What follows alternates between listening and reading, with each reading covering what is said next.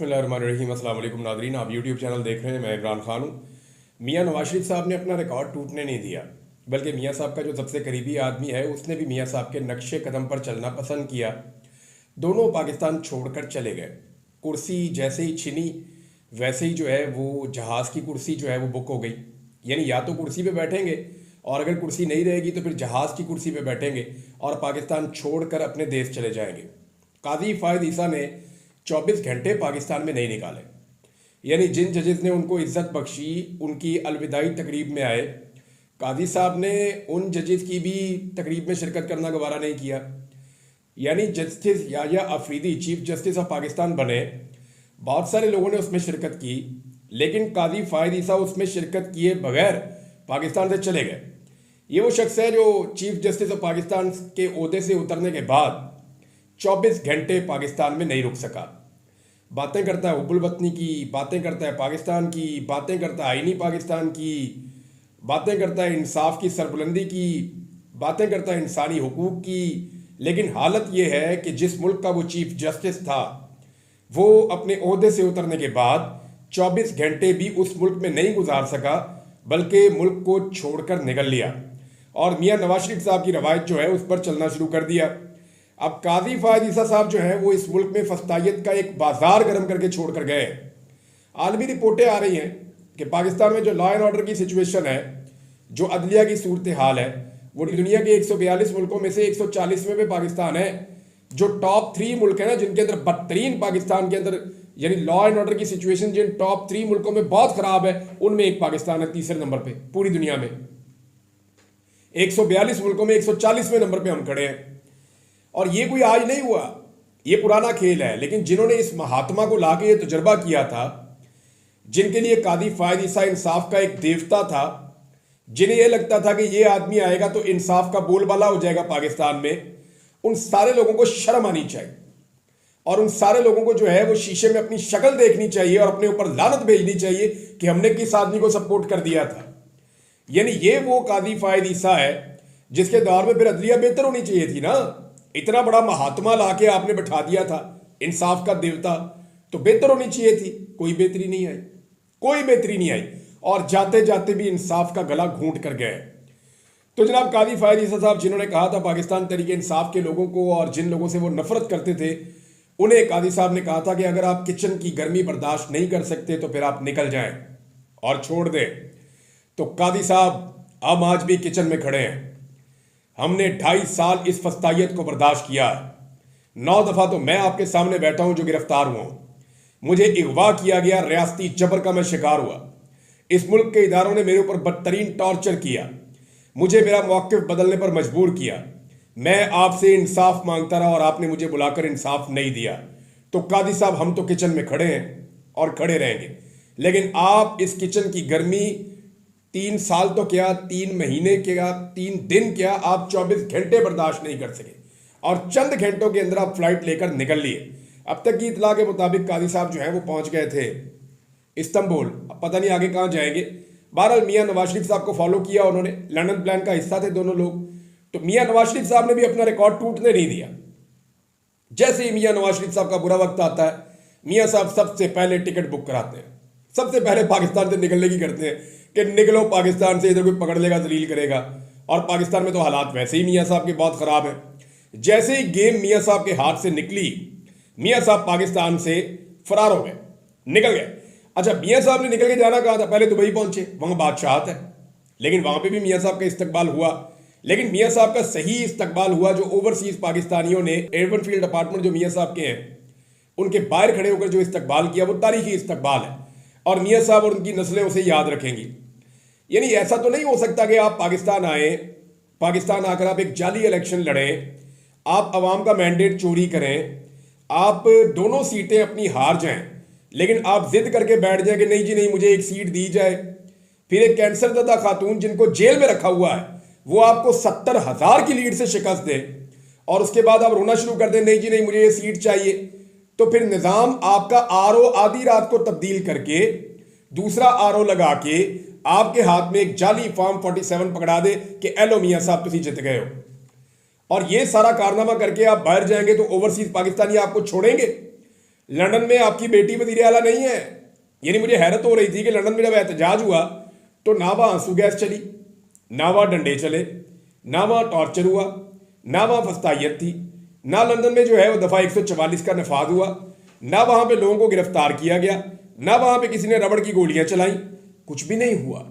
ये वही होगा जहाँ नवाज शरीफ और उसका ख़ानदान होगा, जहाँ ये जालिम रहेंगे, जहाँ पाकिस्तान की एस्टेब्लिशमेंट और पाकिस्तान की फस्तायत ज़दा हुकूमतें होंगी, वहीं पर ये सारी हरकतें होंगी और कहीं नहीं होगी।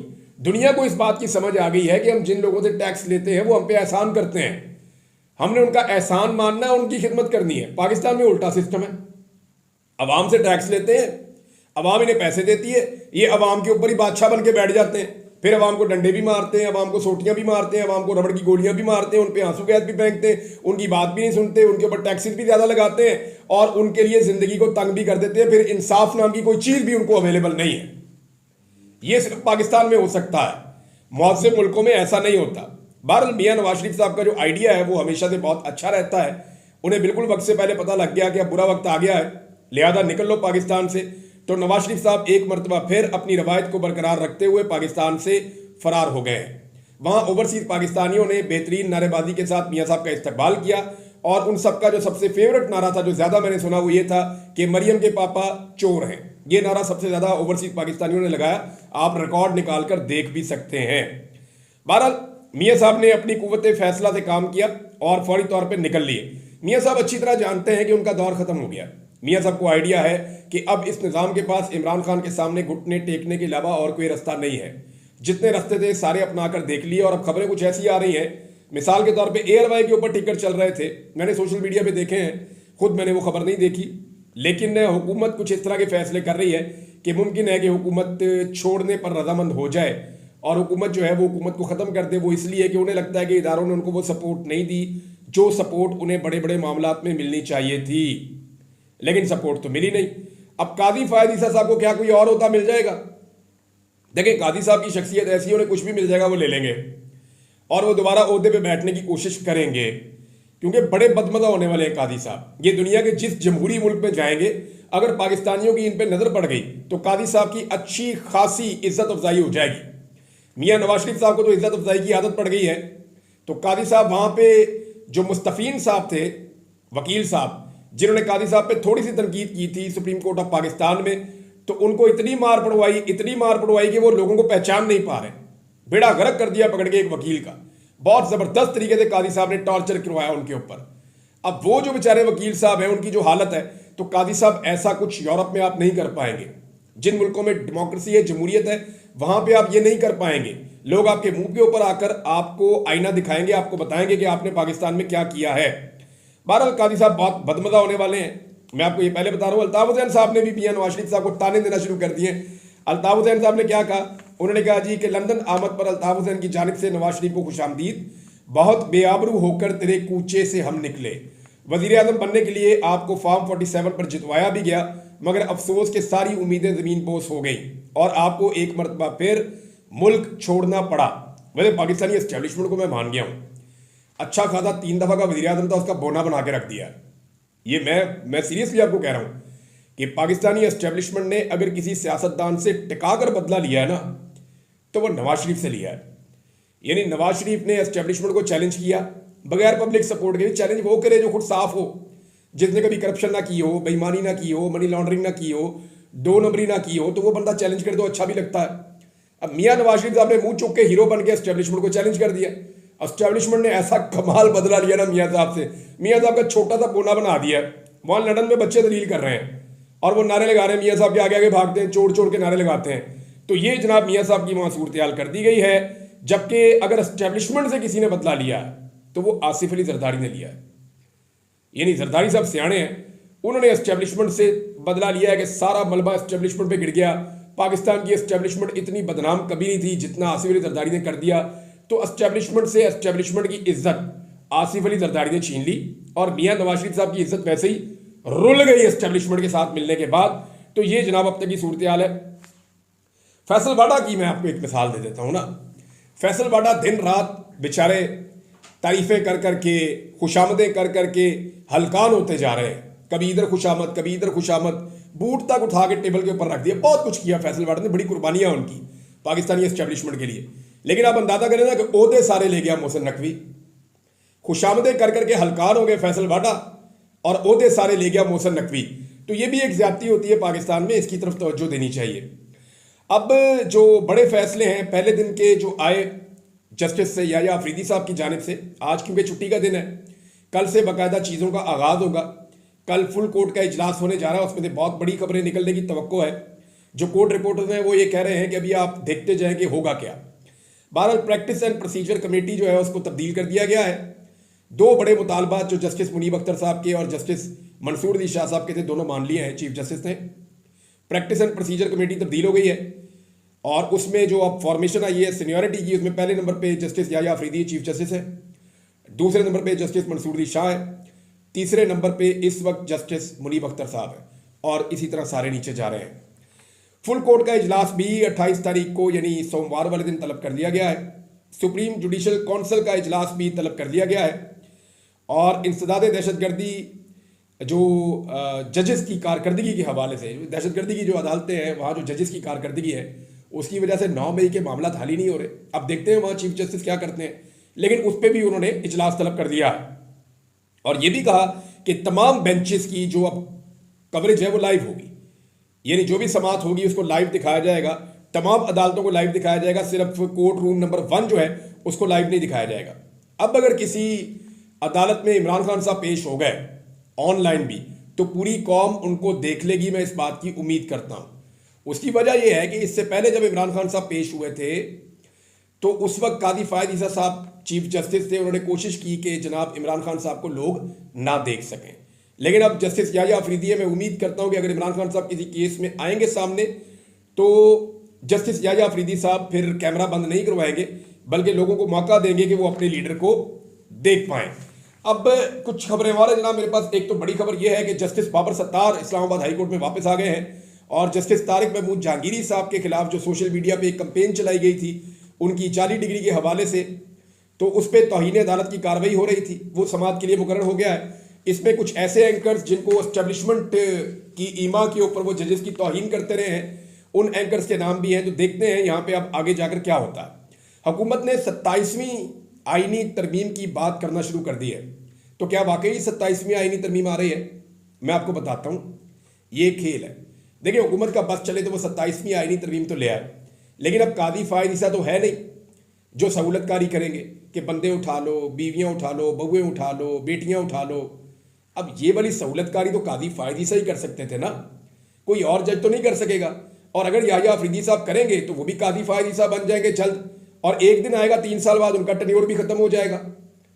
तो लोग उन्हें किस तरह याद रखेंगे ये वो अच्छी तरह जानते हैं। बहरहाल 27वीं आईनी तरमीम का जिक्र इसलिए हो रहा है कि 26वीं आईनी तरमीम पर मट्टी डाली जा सके। इस वक्त जो है ना 26वीं आईनी तरमीम वो पाकिस्तान में नहीं पूरी दुनिया में डिस्कस हो रही है।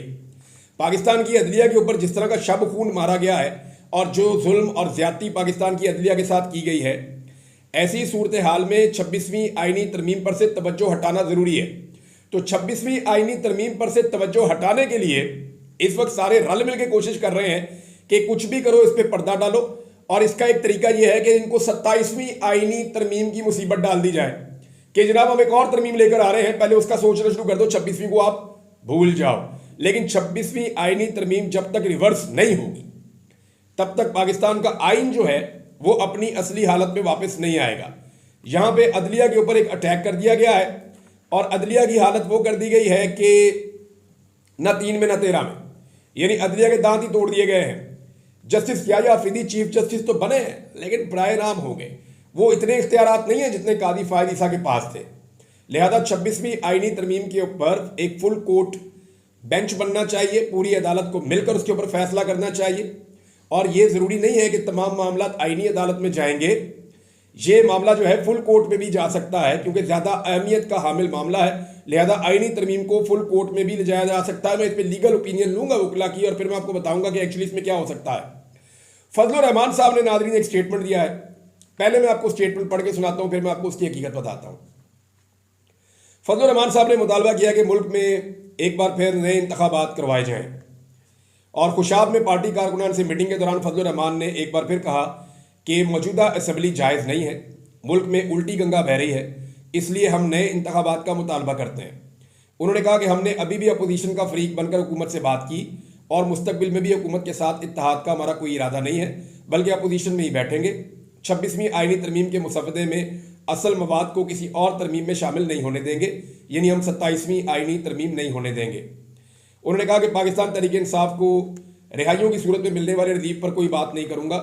कौन सी रिहाइयाँ? सिर्फ एक बुशरा बीबी की रिहाई हुई है और उन्हें गैर कानूनी और गैर फजलुर रहमान साहब की सियासत जो है ना, वो बाद औक़ात मुझे ऐसा लगता है कि घिन आती है। भाई आप आलम दीन, आप सच बोले, आप बताएं कि पाकिस्तान की तारीख में किसी औरत के साथ इतना जुल्म और ज्यादती इस तरीके से नहीं की गई जो इमरान खान की बीवी के साथ कर दी गई है। इद्दत का घटिया केस उसके ऊपर बना दिया, बगैर केस के उसको जो है वो 9 महीने से उसको जेल में रखा हुआ है। अब उसकी रिहाई हुई है तो आप उसको डील की बातें अब तासुर दे रहे हैं मौलाना साहब। इमरान खान की बहनें जो हैं वो अकेली खड़ी हुई थी, उन पर दफा 144 लगा के और दहशतगर्दी के मुकदमे डाल दिए। बजाय इसके कि आप इसकी मजम्मत करें, आप इन रिहाइयों को डील की तरफ इशारे दे रहे हैं। तो फजलुर रहमान साहब जो है ना वो बहुत अजीब किस्म की सियासत करते हैं। देखिए अब ये कह रहे हैं कि जाली असम्बली है, ये जाली असम्बली है, इससे मैं अगली तरमीम नहीं होने दूंगा। ये जाली असम्बली है, इसलिए दोबारा नए इलेक्शन करवाए जाएं। लेकिन इसी जाली असम्बली से इसी फजलुर रहमान ने आईनी तरमीम पास करवा दी है। यानी जाली असम्बली उस वक्त नहीं थी जब आप आईनी तरमीम पास करवा रहे थे। अगर फजलुर रहमान साहब इस गुनाह बेलज्जत में शामिल ना होते तो मैं आपको यह बता रहा हूं कि आईनी तरमीम ना हो सकती। और अगर फजलुर रहमान के बगैर आईनी तरमीम होती तो वो जो 63A वाला मामला और ये सारे मुद्दे खुल जाते और ये आईनी तरमीम एक वक्त आता कि रिवर्स भी हो जाती और इंतहाई कंट्रोवर्शियल होती। फजलुर रहमान साहब ने पूरी सहूलतकारी फराम की है, इस निज़ाम को हमेशा फराम की है। फजलुर रहमान साहब स्टेटस को के हमेशा ज़्यादा करीब रहते हैं और स्टेटस को के साथ ज़्यादा कंफर्टेबल भी रहते हैं। लिहाजा फजलुर रहमान साहब जो है वो वही सियासत करेंगे जिसमें उनको 4 सीटें ज़्यादा मिल जाए। वो 4 सीटें पहले उन्हें कम मिली हैं, अब वो 4 सीटें बढ़ाने की कोशिश करेंगे और वो इन सीटों से आगे कभी इसलिए नहीं निकल पाएंगे क्योंकि उनकी सियासत जो है वो बहुत छोटी सोच के साथ आगे बढ़ती है। यानी छोटे से फायदे के लिए उन्होंने एक ऐसी आईनी तरमीम पास करवाई और झूठे वादों के साथ पास करवाई जो अब पूरे पाकिस्तान के गले पड़ी हुई है। अब तक के लिए इतनी, अपना ख्याल रखिएगा, अपने चैनल का भी। अल्लाह हाफिज।